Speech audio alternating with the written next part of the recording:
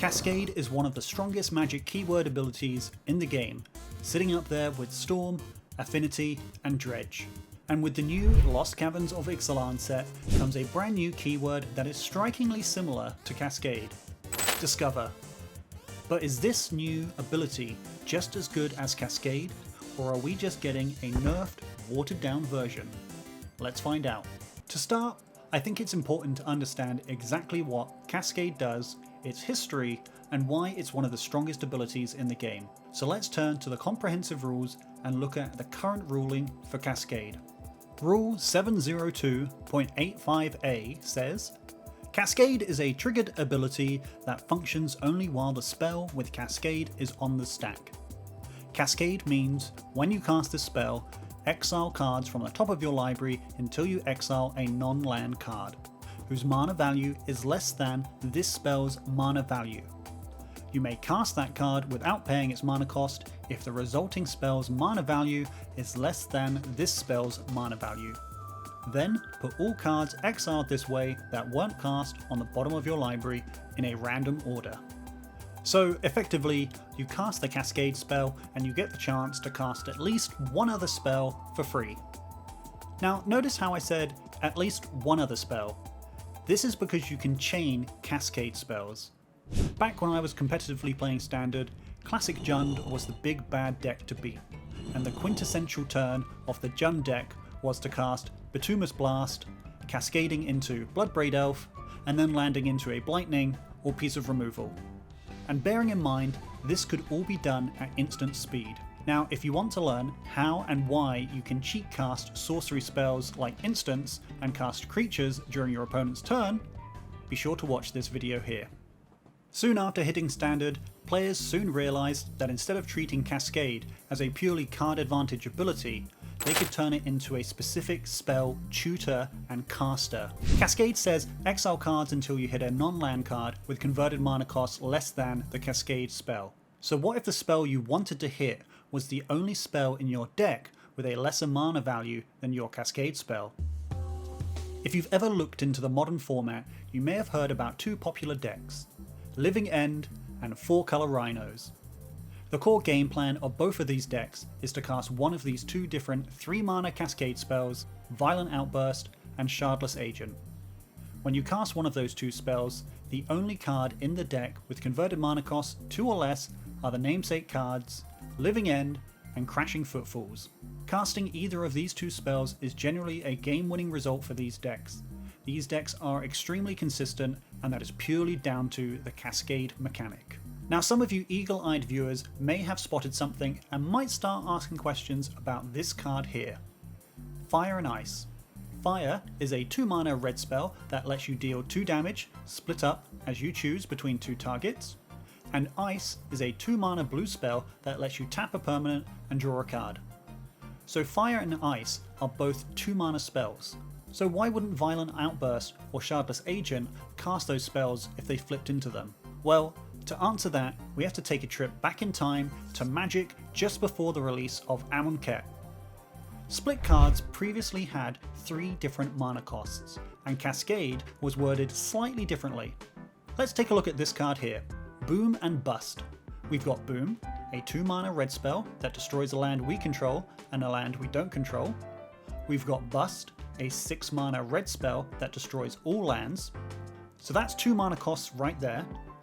The third is just a 2 combined for a total of 8 mana. Now here's where it gets interesting. Cascade originally said when you cascaded into a non-land card that costs less, you may cast it without paying its mana cost. Now combine this with the old split card rule, Rule 708.6c.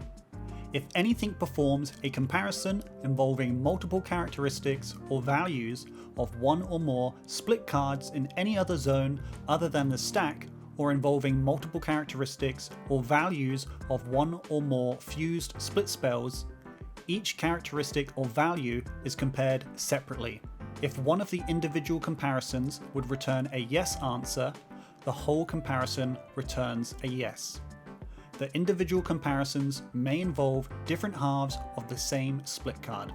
This meant if you cascaded into a split card, If one of those three values had a mana value less than the Cascade card, you could cast either side of the split spell. This meant players would cast Bloodbraid Elf on turn 3 or 4, cascade into Boom and Bust, and cast the bust side of the card. You could say this was pretty busted. Split cards were then nerfed with the launch of Amonkhet, where split cards' converted mana value would be the combined total of their mana cost in any location except the stack. This piece didn't last too long, however, as this mechanic was soon busted wide open again thanks to the release of adventure cards and MDFCs. Similar to how Cascade previously worked with split cards, the same worked here too. Cascading into an adventure card or MDFC where either the main spell or the front face of an MDFC had a lower converted mana cost of the Cascade spell meant you could cast either or. This eventually led to players cascading into Valki, God of Lies, and then proceeding to cast Tibalt, Cosmic Imposter as early as turn 2. Not to mention, there was also a Cascade combo with Tibalt's Triggery that led to a turn 2 Emrakul being cast as well. This broken interaction thankfully only lasted 10 days after the launch of Kaldheim, and on the 15th of February 2021, Cascade was once again nerfed. A slight tweak to the wording now meant Cascade would check the mana value of the card you were trying to cast against the mana value of the Cascade spell. Meaning, if you cast Bloodbraid Elf and hit a Valki, God of Lies, you would only be able to cast that side of the card because Cascade now sees that Tibalt, Cosmic Imposter costs more. However, if you hit a Cosmere, God of the Voyage, you could cast either side as both have a CMV of less than 4. This also applies to adventure cards too. If the adventure costs more than a Cascade card, you can't cast it. So where does that leave us? Well, with Discover. Let's take a quick look at the official ruling for Discover. Rule 701.55a. Discover N means exile cards from the top of your library until you exile a non-land card with mana value N or less. You may cast that card without paying its mana cost if the resulting spell's mana value is less than or equal to N. If you don't cast it, put that card into your hand. Put the remaining exiled cards on the bottom of your library in a random order.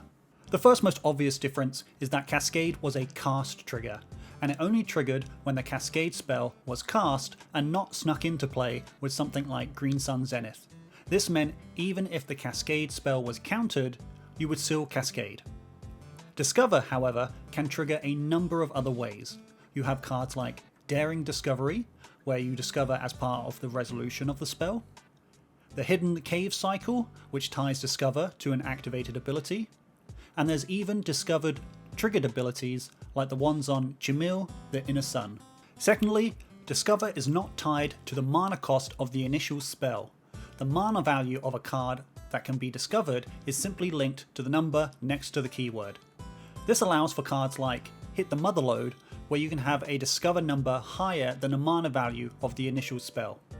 As Gavin Verhey pointed out on Good Morning Magic, this opens up a lot more design space for the card designers.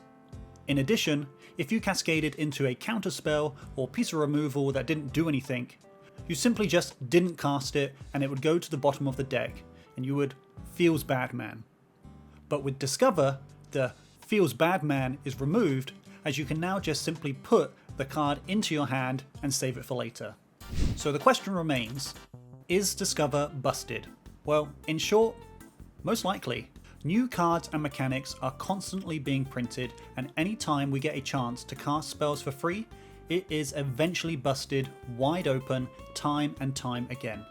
Hence why the most powerful mechanics in the game all let you cast spells for free. As of the recording of this video, there is a popular Pioneer deck that looks to put a bunch of creatures into play and give them haste and attack for lethal all on turn 3. The deck works like this. On turn 2, you activate the treasure ability of one of the 8 Strixhaven Prismari spells and cast Geological Appraiser on turn 3. When it resolves, you'll discover through the deck until you hit either a Glasspool Mimic, which simply copies the Appraiser and you go again, or you hit Eldritch Evolution. If you hit the Evolution, you sacrifice the Appraiser and search up Trumpeting Carnosaur, which discovers 5 and you repeat the cycle. On your final Eldritch evolution, you can search up Doomscar Titan and give all your creatures +1/+0 and haste, or if it ended up in your hand, you can search up for Ghalta and put it into play with any other creatures that may have gotten stuck there. Now, if slamming creatures isn't your style, what about playing the #1 Planeswalker of the set, Quintorius? Behold, the Quintorius loop in Explorer. With this combo, we simply want to slam Quintorius on turn 4 or turn 5, -3 to discover 4, and hit one of nearly 12 clone effects, all of which can copy Quintorius. When you cast the clone from exile, thanks to Discover, Quintorius will deal 2 damage to your opponent, and we can simply repeat this loop until our opponent dies. As with all combo decks, both of these decks are weak to interaction, be that removal spells or counter spells, but that hasn't stopped multiple people 5-0ing Pioneer Leagues and making waves in the best of 1 meta in Explorer with Discover.